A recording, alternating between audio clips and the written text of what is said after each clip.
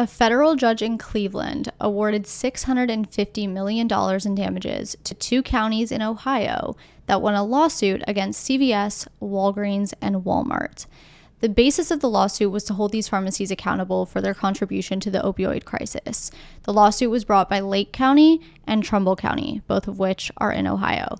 Lake and Trumbull County blamed these 3 pharmacies for recklessly distributing massive quantities of pain pills and causing hundreds of overdose deaths, costing each county more than $1 billion in damage.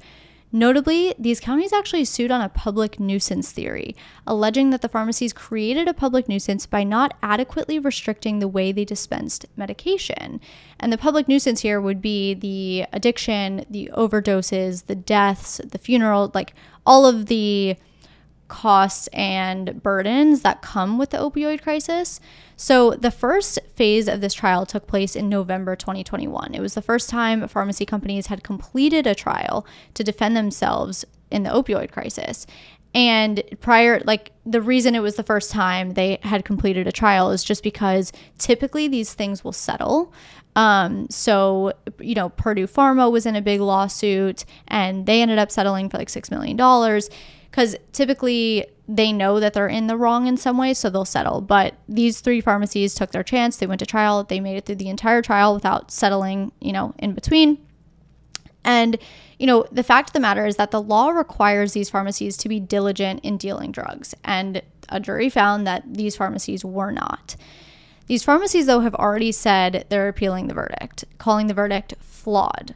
Walmart said in a statement, "We will appeal this flawed verdict, which is a reflection of a trial that was engineered to favor the plaintiff's attorneys and was riddled with remarkable legal and factual mistakes." Walmart also accused one of the jurors of juror misconduct, essentially, and said that they violated rules by conducting their own research outside of the courtroom, which is not allowed, and then sharing that research with other jurors.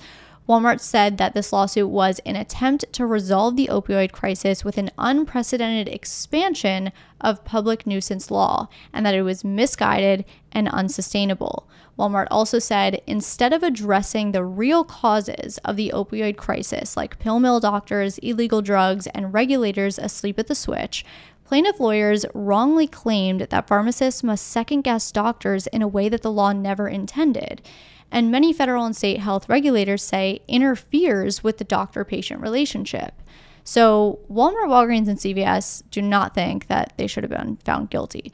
But once the jury found them guilty in November 2021, it was up to the judge to then determine damages, because typically there's 2 phases in a trial. So in a criminal trial, you have the guilt phase and then the sentencing phase or the punishment phase.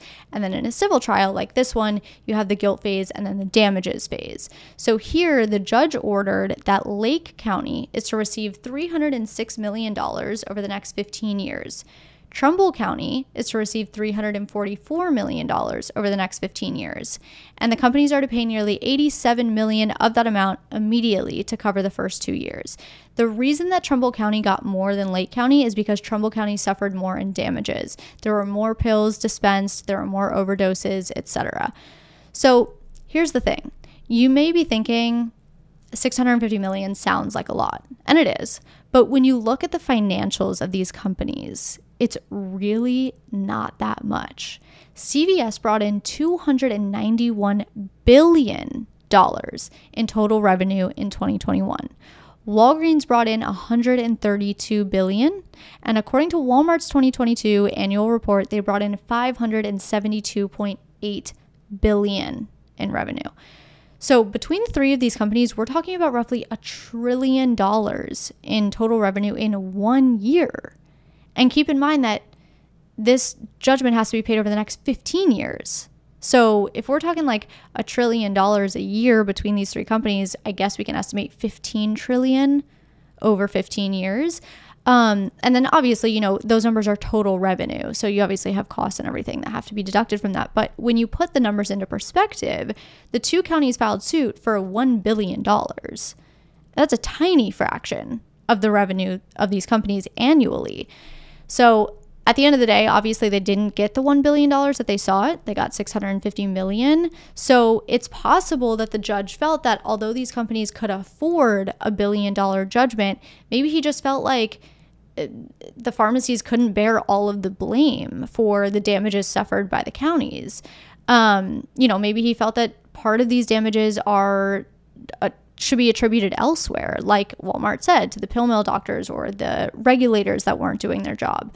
So what do you think? I mean, I was asking myself this question. Do you think the responsibility is on the pharmacies, or do you agree with Walmart's take that the blame should fall on failed regulation and pill mill doctors who are just writing scripts, script after script, not really caring?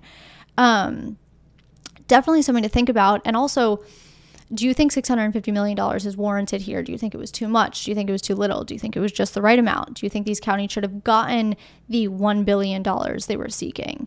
And then just as a final note on this topic, if you haven't watched the show Dope Sick, I highly recommend it. It took me I had to get past the first episode to really get into it. It's a bit dark, but it really portrays the cause and effect of the opioid crisis, and it's based on a true story involving Purdue Pharma. In real life, Purdue Pharma's and its owners, the Sackler family, actually had to pay out $6 billion, as I mentioned before.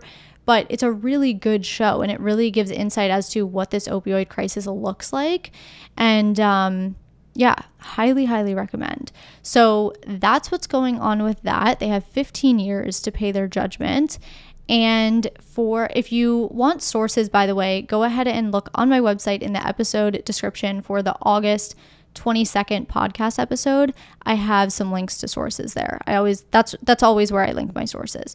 So with that said, make sure you watch my next video that is about the CDC announcing an agency overhaul following some not so good post-COVID reviews.